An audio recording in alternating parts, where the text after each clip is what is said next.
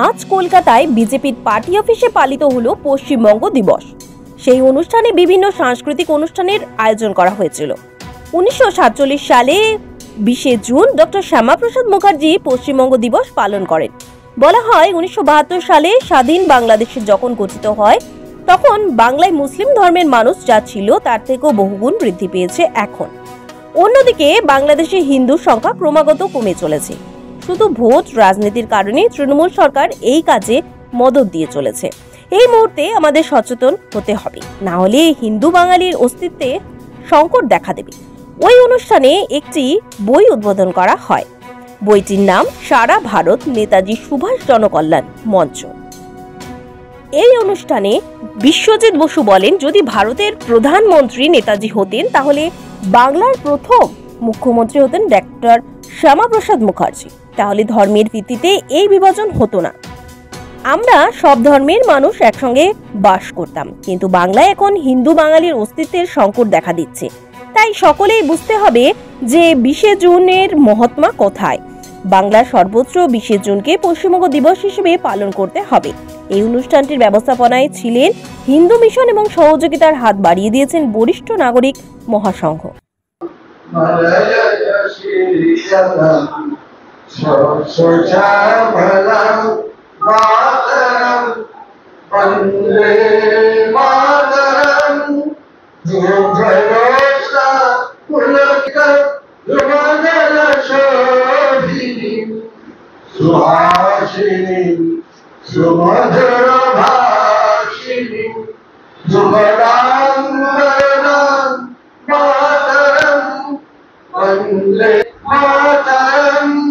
भारत माता की भारत माता की वंदे मातरम वंदे मातरम वंदे मातरम।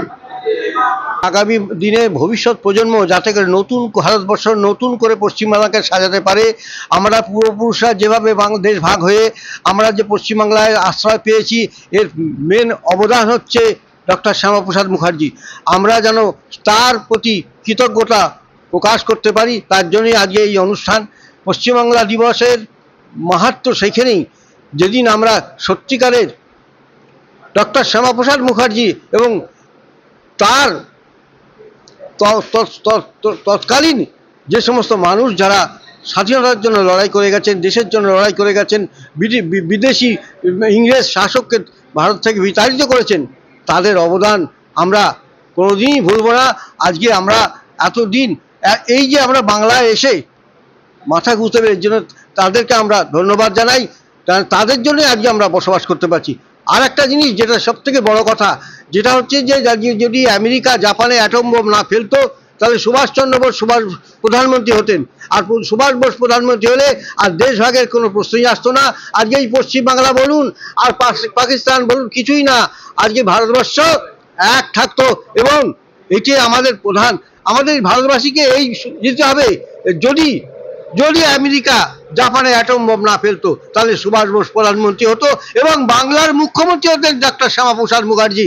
আজকে দেশ ভাগের শিকার হতো না। আজকে এই যে পূর্ব বাংলার লোক, পশ্চিম বাংলার লোক, এই কথা আজ আমরা শুনতে পাচ্ছি, এটা আমাদের বড় বেদনার কথা।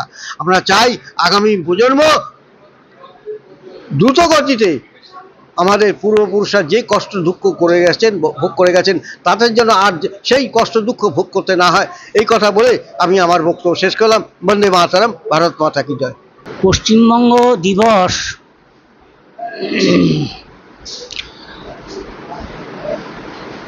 দুঃখ করবার কোনো কারণ নেই। ইতিহাস এবং রাজনীতিতে সমস্ত দেশে উত্থান পতন ঘটে, তো বাংলার শৌর্য বীর্য প্রাচীন ইতিহাস থেকেই আছে, কোনো চিন্তা নেই। সমস্ত বাঙালি এবং সমস্ত ভারতবাসী এই দিনকে স্মরণ করে আরও উজ্জীবিত হবে এবং সংকল্প গ্রহণ করবে, এটাই আমার ইচ্ছে। রেগুলার দৈনন্দিন খবর কাগজ দেখি, বা আমাদের সকলের হাতেই এখন অ্যান্ড্রয়েড ফোন, সেই সমস্ত বিষয়ে যদি অনেকে অল্প বিস্তর ওয়াকিবহাল।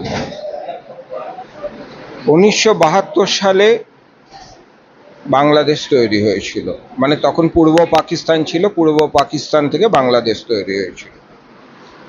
বাংলাদেশ তৈরি হওয়ার সময় বা দ্বিজাতি তত্ত্বে যখন ভারত ভাগ হয়, তখন এবার আমাকে দেখতে হবে যে সে সময় সেই সমস্ত জায়গায় হিন্দুর সংখ্যা ছিল কত, আর এখন বর্তমান সময় সেখানে হিন্দু জনসংখ্যা কত, সেখানকার সেই হিন্দুদের জমি এবং সম্পত্তির মালিকানা কি কত ছিল, এখন তা বৃদ্ধি পেয়েছে না হ্রাস পেয়েছে।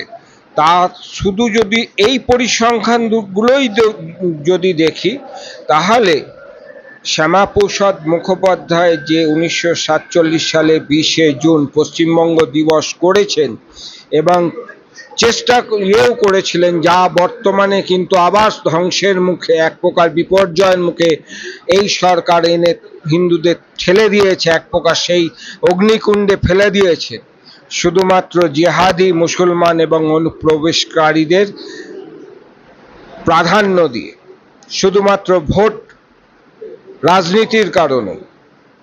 তাহলে সেই 1947-এর 20শে জুনের সেই সুন্দর দিনের গুরুত্ব আমরা উপলব্ধি করতে পারব। আজ সেখানে ছিল, যখন দ্বিজাতি তত্ত্বের ইয়েতে 28.8% ছিল হিন্দু, আজ বাংলাদেশে হিন্দুর জনসংখ্যা 4.8%। মানে ক্রমাগত সেখানে হিন্দুর জনসংখ্যা হ্রাস পাচ্ছে। আর পশ্চিমবঙ্গে দেখুন, দ্বিজাতি তত্ত্বের ভিত্তিতে যখন এই পশ্চিমবঙ্গ বা ভারতবর্ষ ভাগ হয়েছিল, তখন এখানে ছিল 8.7% মুসলমান, আজকে সেখানে মুসলমানের জনসংখ্যা 32%। আর পশ্চিমবঙ্গের বিভিন্ন জেলা ভিত্তিকভাবে যদি আপনি করেন, উত্তর 24 পরগনা বলুন, যেখানে জনসংখ্যা 1,10,00,000-এর ওপরে, সেখানে প্রায় 74% মুসলিম জনসংখ্যা। তো এই বিভাজন বা এই তুষ্টিকরণের রাজনীতির ফল যে আগামী দিনে হিন্দুরা আবার ভোগ করতে চলেছে, এইটা খুব স্বাভাবিকভাবে মাথায় রেখে আগামী দিনের কাজ কিন্তু হিন্দু এবং হিন্দুত্ব এবং তার সংগঠন বা রাজনৈতিক ক্ষেত্রে মিলিতভাবে করা উচিত বলেই আমি মনে করি।